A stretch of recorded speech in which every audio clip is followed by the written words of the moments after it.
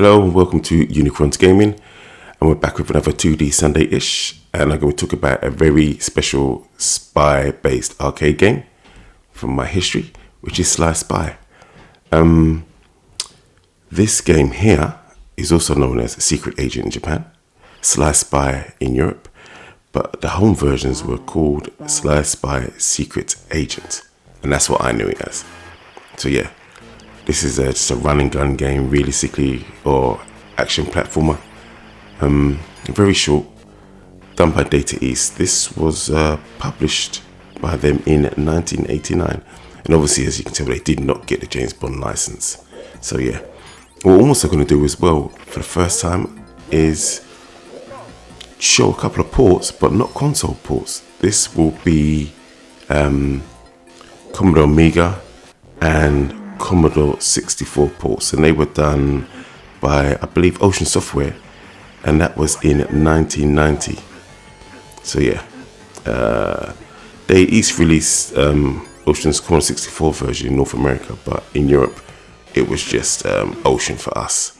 So yeah, I'm going to be talking about the arcade, my experiences, my history with the game, and what I think of the two ports that I played, the Commodore Amiga and the Commodore 64. So here we go, Sly Spy Secret Agent. Let's get to it. Sly Spy.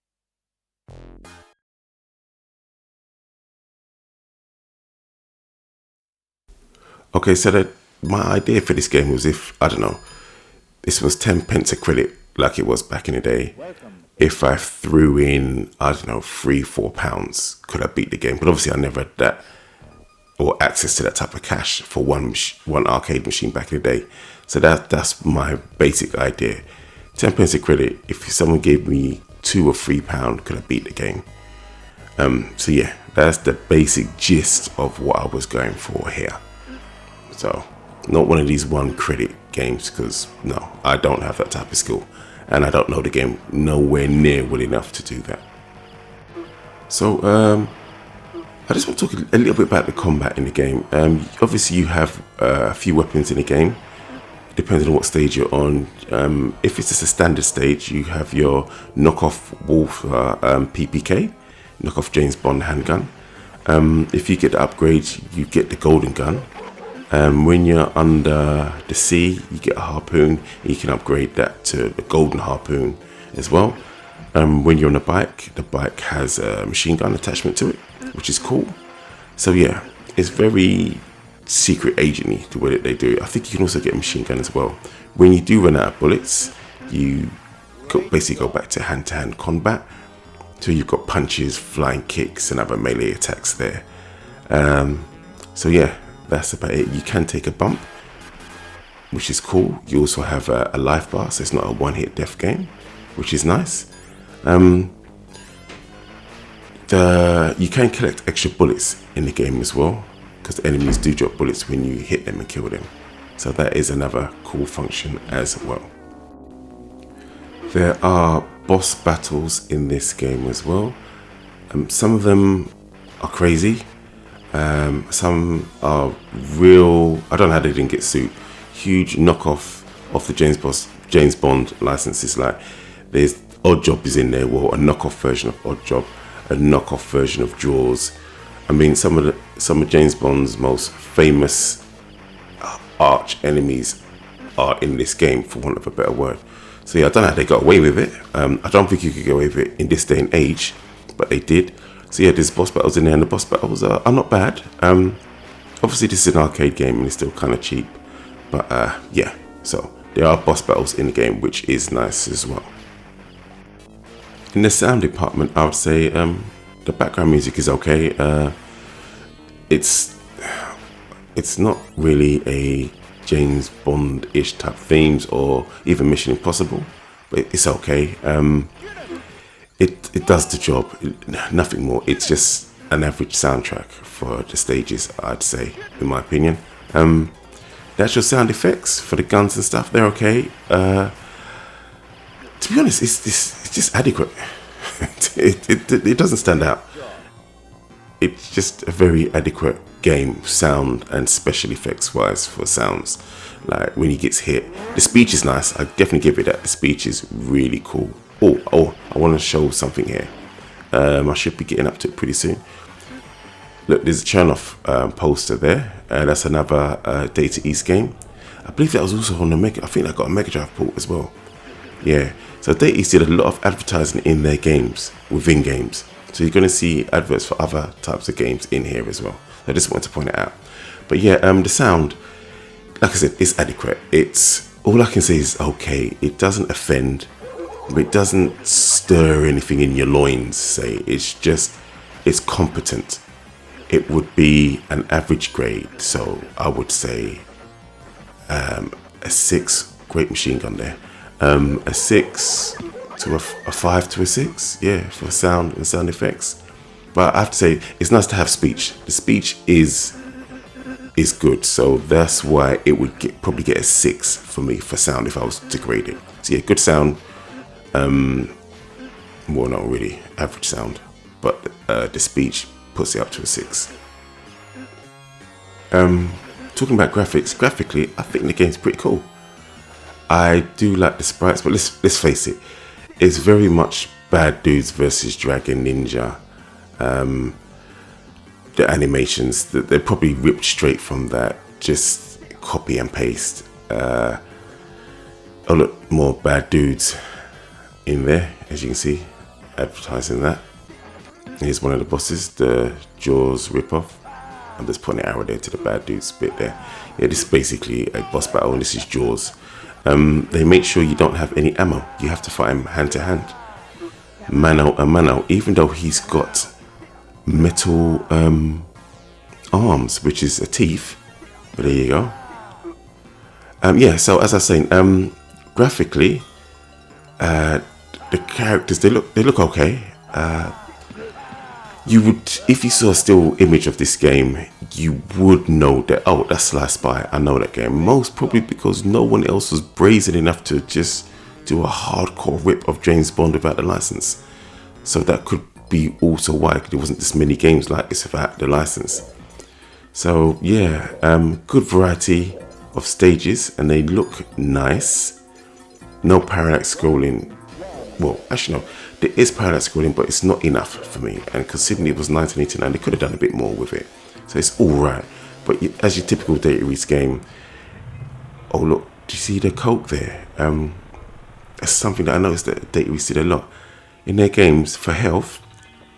They really did a lot of like, drink this can of Coke stroke soda or fizzy drink, soda pop, whatever you call it, wherever you are. But yeah, that was their thing. I noticed that it was in Bad Dudes versus Dragon Ninja. This game, I think it might be in Robocop as well, and Two Crew Dudes. So yeah, that Coke can was a thing.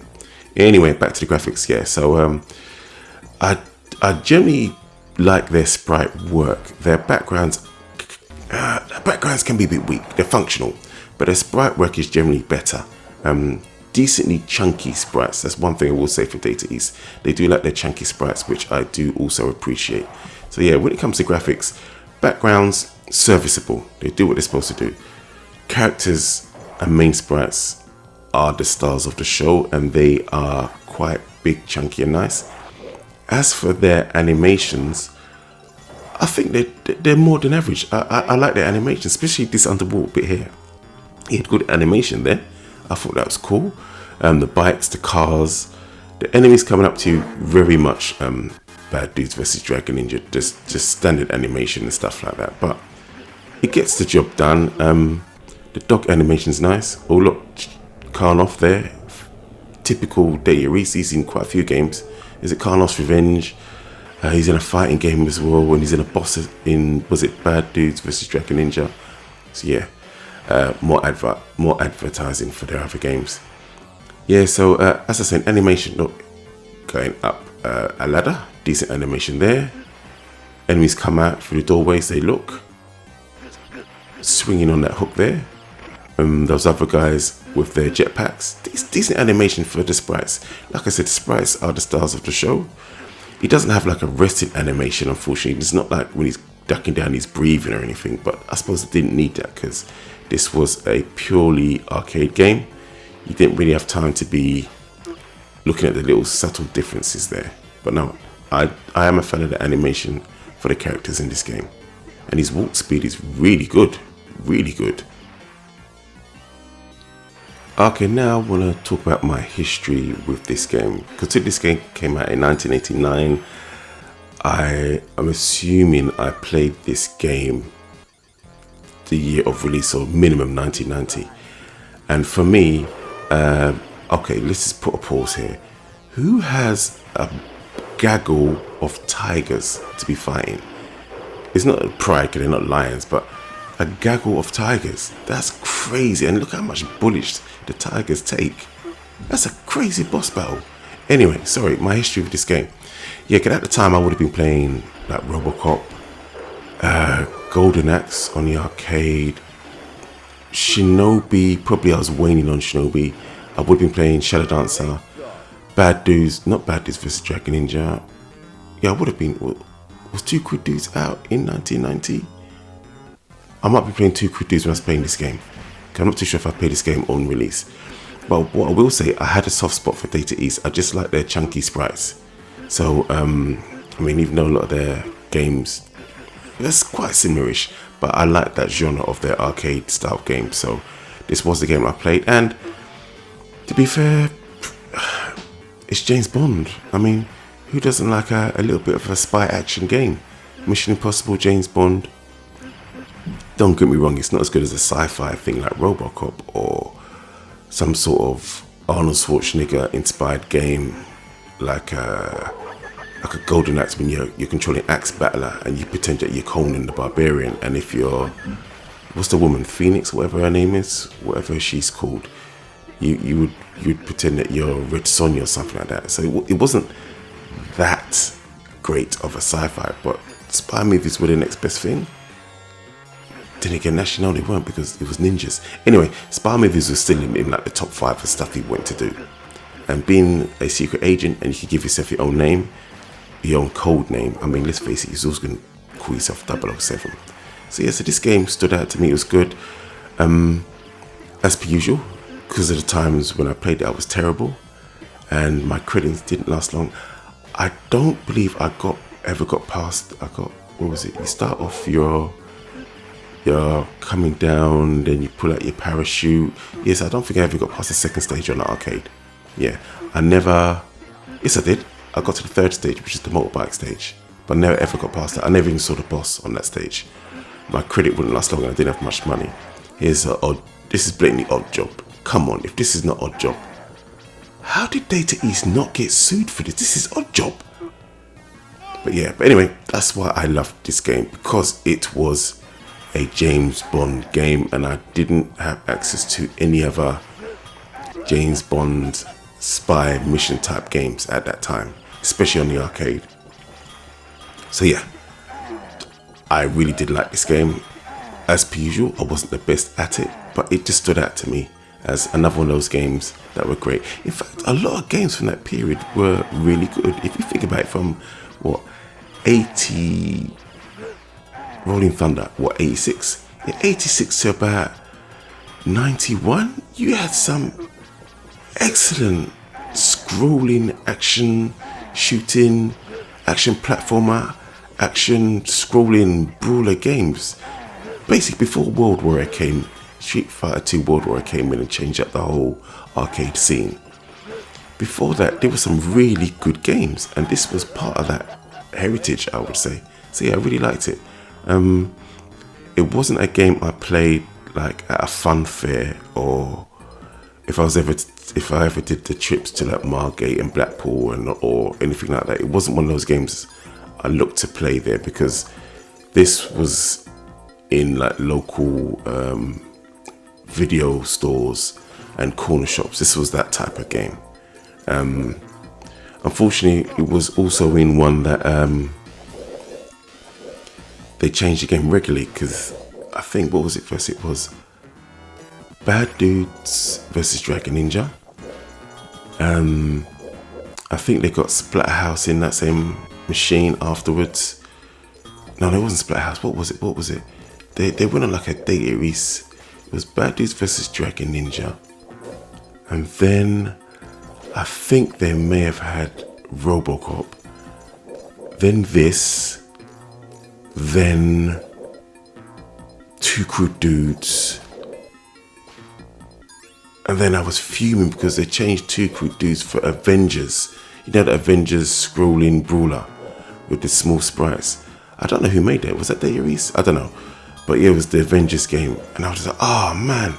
So yeah, in that particular video store, that was the games and that's how they came. So obviously, whenever I got money and I was able to go, games would change. So even if I wanted to go back and play this, I couldn't because it no longer was there. So yeah, that's basically my history with the game. I view it as a classic. I like it.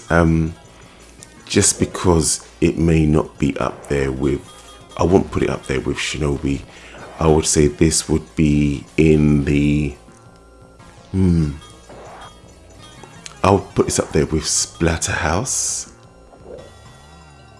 Sunsoft's Superman. I think it was Sunsoft who made Superman, but a Superman arcade game. Yeah, it's in that tier of games, I would say. Yeah.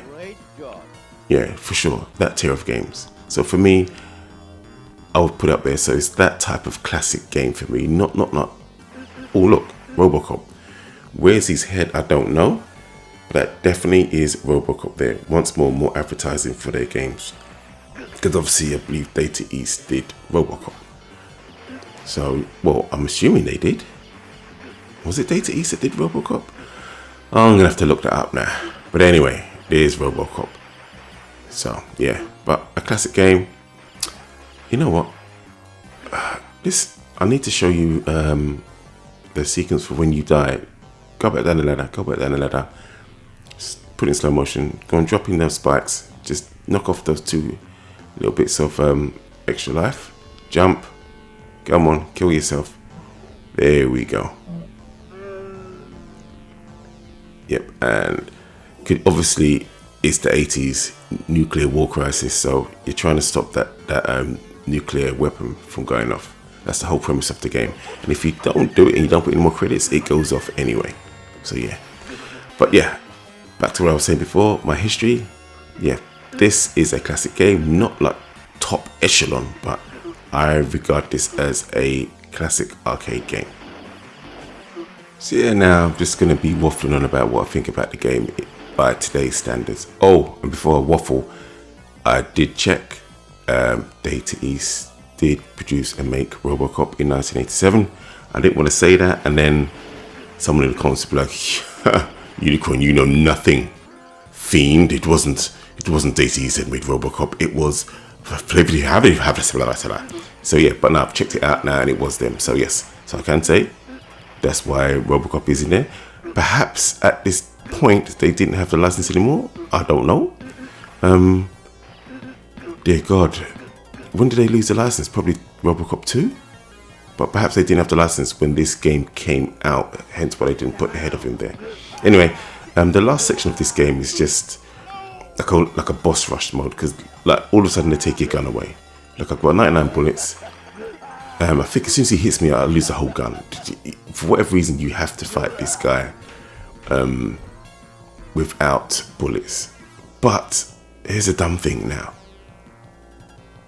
I'm going to go up here. They don't give me back the gun and I have to fight the tigers who take so many bullets without the gun. So I thought to myself, what's the point in this? I might as well just die. And when I come back, I'll get back the gun.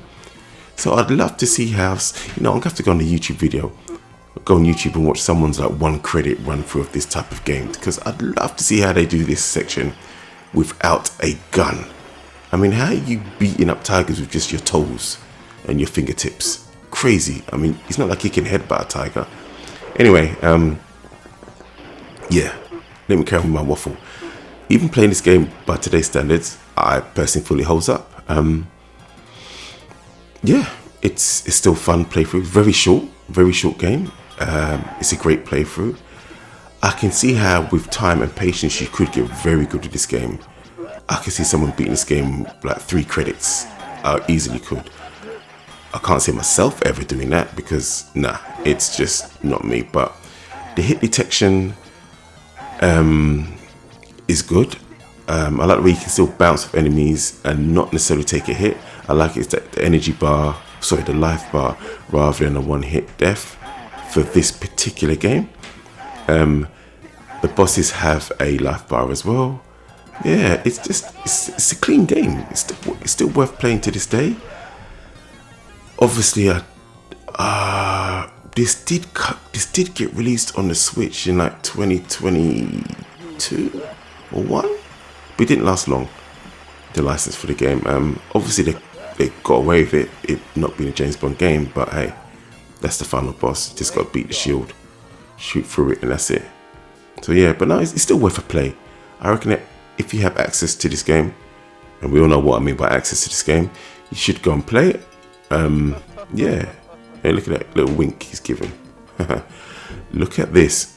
Damn, this is what you get for winning. This is why you need to be a spy. And he takes him in his Sega Ferrari. Hello, on Outrun. He won up Outrun. He's got a bevy of 6 women, not just one blonde, in a Ferrari. Hello. So yeah, it's like I said, it's worth playing. It's still fun. It's not a very long game at all. If you have access to it, if you can get access to it, go ahead and play it.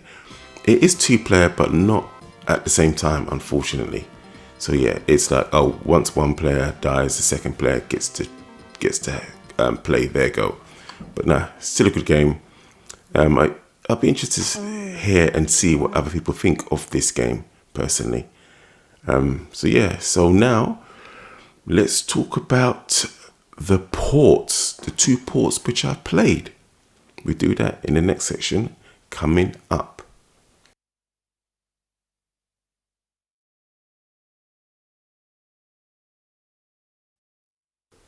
Okay, I never had an Amiga as a kid. I wanted one, but I never was blessed with having an Amiga. Obviously, I was blessed with a Mega Drive, and we had games like Rolling Thunder 2, but not this game here, Secret Agent, Sly Spy, Secret Agent. But the Amiga did, so we're going to talk about the Amiga version. I have to say, I really, really like it. It's a really good port of the game. As per usual, you get to put in your code name. You're going to put 007. Only a savage would not put 007. You're going to put 007 in. It's got a very similar intro. Sprite work obviously isn't as big because, I mean, this is the Amiga. The speed is nowhere near as fast as the arcade. The bottom half of the screen is taken up by a massive chunk of like score, life, some watch thing, and yeah, it's just a lot.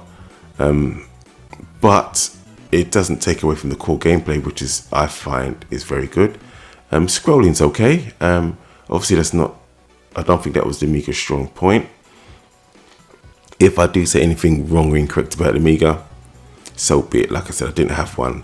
The most I did was play at friends' houses, so I don't know the depths and the ins and outs of the Amiga catalog or software. So I'm sure I've seen the Amiga have scrolling and shoot 'em ups in some other games, but obviously not so much in this game. But no, I enjoy this game. What I did notice, for some reason, you couldn't have sound effects and music, so I just had the music.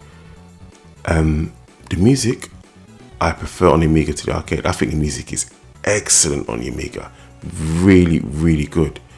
I wish the arcade had the Amiga version of the soundtrack, personally. It's just so much better. But yeah, the Amiga version, I really enjoyed it. If I had an Amiga back in the day, and obviously I played the arcade game, I would have been extremely happy with this Amiga port. As ports go, I don't know if this is one of the better Amiga ports for games. Don't know. Like I said, I didn't have an Amiga, so the games I played on friends' Amiga was it Batman from the movie, New Zealand Story, Street Fighter 2, which is horrendous, Golden Axe, Shadow Dancer, I think Shinobi, and some other games here and there, some beat 'em ups. I think a lot of people play Sensible Soccer and Kickoff 1 and 2. But yeah, anyway, I'm digressing. Yeah, so this game, I think it's a great port. I really, truly believe this is a great port. So if anyone played it back in the day, at the time when it came out, and you're watching this video, and you want to leave a comment, I'd love to hear what you thought of it, because as it stands now, I played this, what month are we in? July. I played this in July 2024, and I thought this was excellent. I honestly did. I enjoyed it just as much as the arcade version. Obviously, I'm playing this, and I have a button for jump and a button for shoot. I didn't have to push up, so that's another thing that's different. But yeah, so I'm not playing with the proper control method I assume that people did back in the day. But yeah, this was a fantastic port, in my opinion. It was great. It's, yeah, a great 16-bit port. Obviously there are differences, but so what? I mean, the can looks the same, but I know the color and a lot of other things are different, but I think there's enough here that it is essentially the same game. Yes, we can all see the differences, but it's enough, and I recommend that you can play this version as well. Anyway, let's get on to the next port.